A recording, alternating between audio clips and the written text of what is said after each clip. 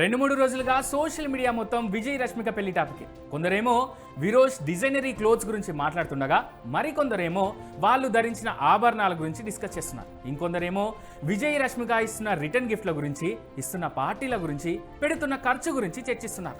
ఈ క్రమంలోనే విజయ్ రష్మిక ఇద్దరు తమ పెళ్లి వేడుక కోసం దాదాపు 15 కోట్ల రూపాయలను ఖర్చు చేసినట్టుగా ఓ న్యూస్ బయటికి వచ్చింది. అయితే విజయ్ సొంతూరులో జరిగిన వేడుక కూడా కలిపితే మొత్తం 20 కోట్ల వరకు ఖర్చు అయి ఉంటుందని అంచనా.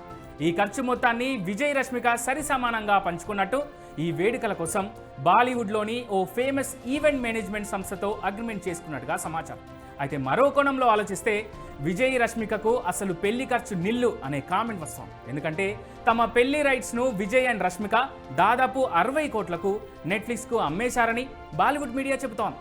ఆ రకంగా చూసుకుంటే పెళ్లి ఖర్చు మొత్తాన్ని తీసేసిన ఇంకో 40 నుంచి 45 కోట్లు విరోష్ జోడీ ఖాతాలోనే పడుతుంది కదా. అంటే వెడ్డింగ్ ఆఫ్ విరోష్తో విజయ్ అండ్ రష్మికకు లాభమే కానీ నష్టం కాదని బాలీవుడ్ మీడియా చెబుతోంది.